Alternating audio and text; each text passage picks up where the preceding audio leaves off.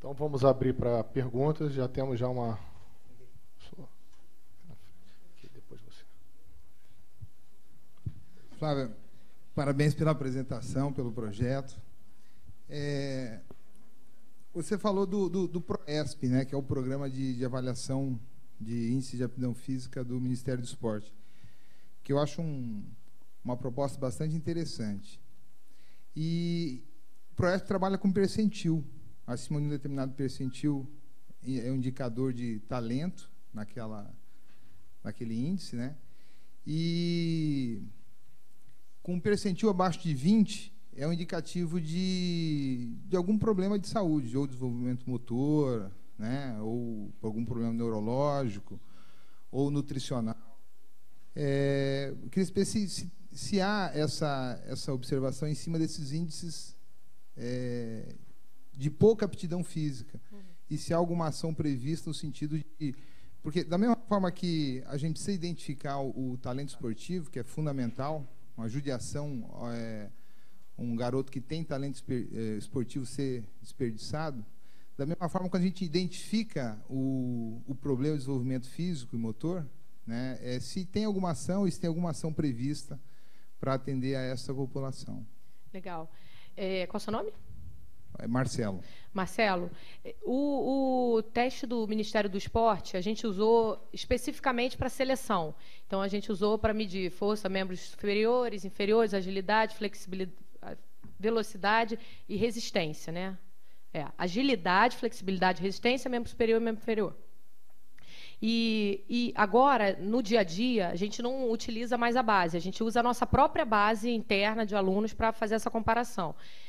Especificamente nesse ponto, a gente ainda não está trabalhando muito forte nisso, mas a gente tem uma consultoria do Dr. Leonardo Metsavá, que é um ortopedista famoso do meio esportivo, e que ele tem um instituto de pesquisa, que é o Instituto Brasileiro de Tecnologia em Saúde.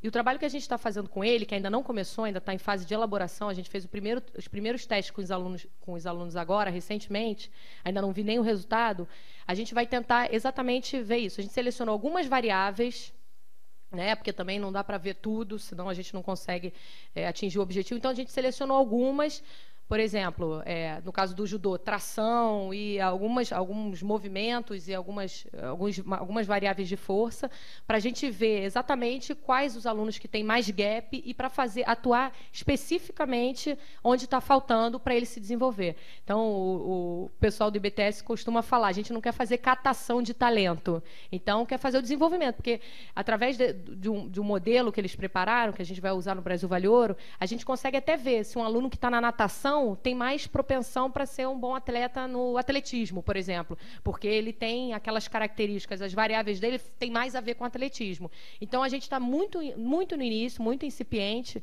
nesse ponto, mas a nossa ideia é trabalhar nisso, sim. Assim, a gente tem preparação física, né, nas estações, então a gente tem a parte de musculação, também agora a gente teve a seletiva do Pan-Americano, domingo, e ficou nítido para a gente que ainda tem atleta nosso que ainda está fraco, que ainda tem que fazer trabalho de força e tudo mais, e principalmente os que já estão competindo em alto rendimento, mas a gente vai atuar nisso sim. E aí não só na parte física, motora e tudo mais, mas também na parte intelectual, na parte, né, acompanhando as notas. A gente está fazendo um levantamento agora de 120 alunos do Engenhão, como foi a evolução das notas desde o início do programa até o último bimestre. A gente vê na prática que as crianças mudam, são outras, mudam o comportamento, mudam a autoconfiança, muda tudo. Mas a gente quer ver com dados e fatos que isso tem acontecido mesmo.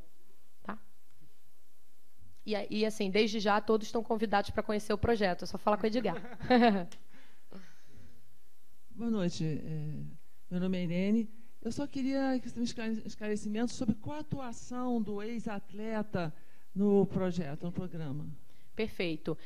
20 minutos não dá para falar tudo. Tinha tanta coisa que eu queria falar, mas a Vale não é expert em esporte. Então, a gente tem 4 consultorias esportivas que trabalham com a gente, que é aí onde entram os ex-atletas olímpicos. No caso do atletismo, a gente tem o Clodoaldo, que foi um atleta olímpico, tem a Conceição Jeremias, tem o Ronaldo, que é mestre em biomecânica. Então, a gente tem profissionais muito gabaritados trabalhando nessas consultorias que prestam serviço para o Brasil Vale Ouro. E eles fazem toda a formação dos professores, porque aqui no Rio de Janeiro, graças a Deus, a gente tem uma equipe maravilhosa de pessoas formadas, mas imagina como é a mão de obra no Pará. Então, a gente tem que fazer um trabalho de formação continuada desses professores. E aí eu já vou aproveitar para falar da Luciana, que está ali atrás, da Unesco, que está trabalhando com a gente. Tem um ponto importante também que eu não citei durante a apresentação. A gente tem todas as aulas sistematizadas. Então, isso é muito importante para essa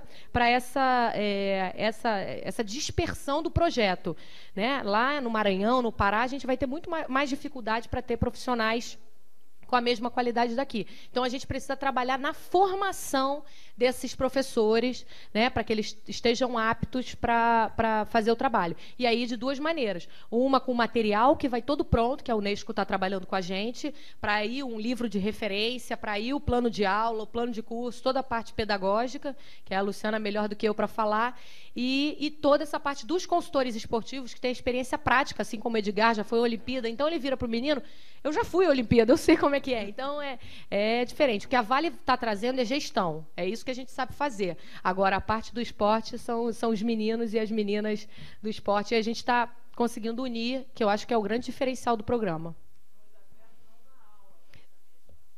No caso, a gente tem alguns atletas que, por exemplo, a gente tem... a Michele foi campeã sul-americana? Michele foi campeã sul-americana. Ela é professora. Então, quando a gente faz a seleção dos professores, a gente acaba selecionando muito o ex-atleta. Mas é fundamental que seja formado licenciatura plena em Educação Física, com CREF, isso a gente não abre mão. Mas a gente tem no Rio de Janeiro a Michele, que é uma atleta olímpica. O Jorginho também, que foi atleta. Tem o Edgar, que é o coordenador de esportes. Deixa eu pensar mais. Lá em Tucumã, não, a gente não tem nenhum atleta olímpico dando aula, são professores de Educação Física. Na Vila Militar também tem atletas do judô, faixa preta, 20º dan, mas que não foram a Olimpíadas. Mas a gente tem o técnico da seleção brasileira que trabalha com a gente como consultor.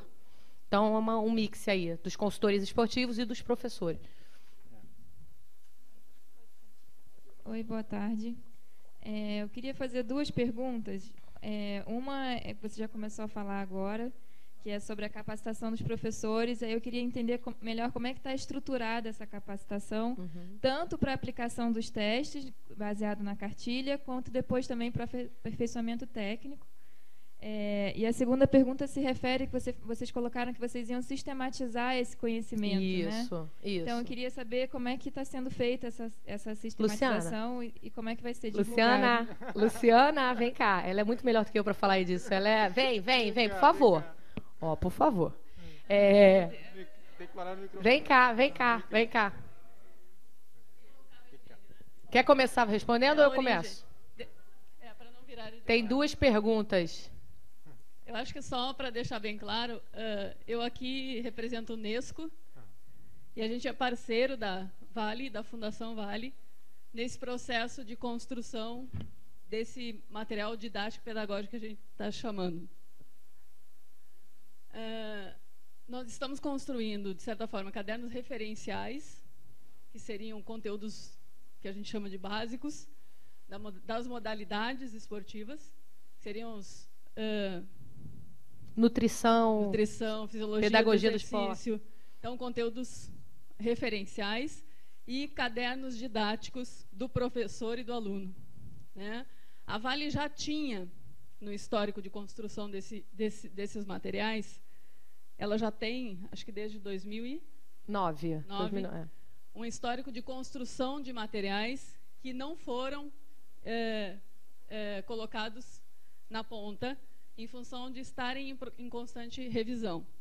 Foi nesse momento que eles entraram em contato com a Unesco para a gente dar esse suporte de consultoria, no sentido da gente estar dando a chancela, é claro que para dar a chancela, revisando toda essa, inclusive a concepção da estação. Tá? Então, nós estamos trabalhando uma super parceria nesse contexto. Isso não está concluído ainda.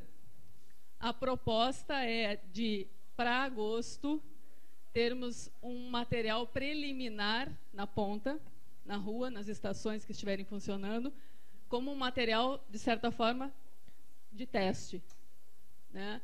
Que pode vir ainda a sofrer modificação no decorrer do processo.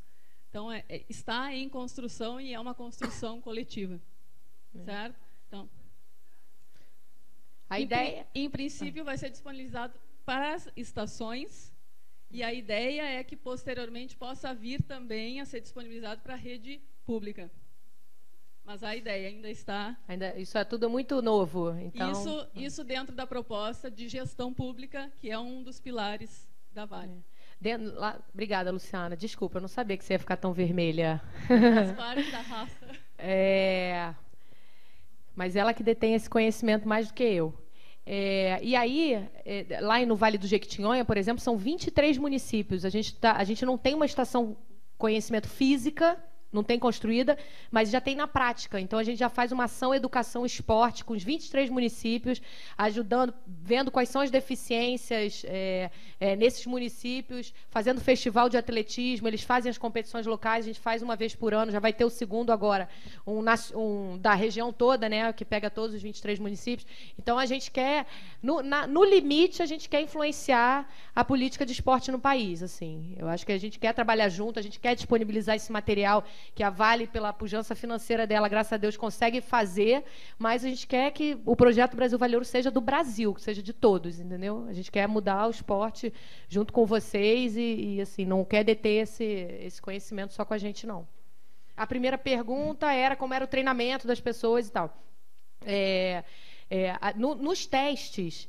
A gente tem usado sempre, a gente já fez 8 seletivas, né? Que já fizemos a das 5 que vão começar em agosto, a gente já fez. Aí são os consultores esportivos, aqueles grupos, eles que detêm esse conhecimento. E aí a gente vai uma semana antes, forma os professores, explica como vai ser. Então, quando a gente fez a do Engenhão, a gente selecionou a equipe inteira do Engenhão antes da seletiva. Eles já trabalharam nas seletivas, né? Então, aí uma semana antes, os consultores, que são o ponto comum a todas, explicou como seria o processo de seleção e aí os professores já atuaram. E aí tem técnico de federação que atua junto também. A gente tem uma empresa que faz a organização. A organização de um evento, que é um evento gigante, enorme. Então, tem água, tem lanche, tem isso, tem aquilo, tem alimentação do staff. Então, a gente já tem uma empresa que fez todos esses eventos. Então, ganhou know-how aí para desenvolver todos. E aí, a formação dos professores... pode acontecer antes ou depois das seletivas, eles têm uma semana de formação geral, com os princípios da estação conhecimento, explicando o que é. Depois tem a parte toda de fisiologia do exercício, pedagogia do exercício, treinamento esportivo, e aí depois vão para a prática. Aí tem mais 80 horas de atletismo, os professores de atletismo, 80 horas de natação, mas na seleção desses professores, a gente já seleciona professores com experiência no assunto. Então, a Darly, lá que está lá atrás também, trabalhou com a gente, agora ela está na Marinha, mas ela já tinha muita experiência no atletismo. Então, a Michelle já tinha muita experiência no atletismo. Então, isso é fundamental. Pelo menos 1 a 2 anos de experiência já no esporte. Eu citei todo mundo, então tem que citar a Ana Lúcia Oliveira, ali meu braço direito também, que trabalha no Brasil Vale Ouro. Então, é assim, aí a gente faz a formação e depois tem a formação continuada. A consultoria vai uma vez por mês. Em cada estação, no momento são só 3 que tem funcionando, né? Agora vai ser um grande desafio no segundo semestre, porque vão ser 8 ou 9 funcionando. Então, uma vez por mês eles vão lá, acompanham o treinamento na prática e adicionam um conhecimento a mais para aqueles professores, principalmente para os professores de áreas mais remotas, que tudo para eles eles gostam muito, né, e bebem muito dessa fonte aí de pessoas que têm mais experiência que eles. Então, é assim que está funcionando. E a gente pretende sistematizar também essa formação de professores, mas é uma coisa mais para frente. Antes, a gente está terminando aí a parte das aulas.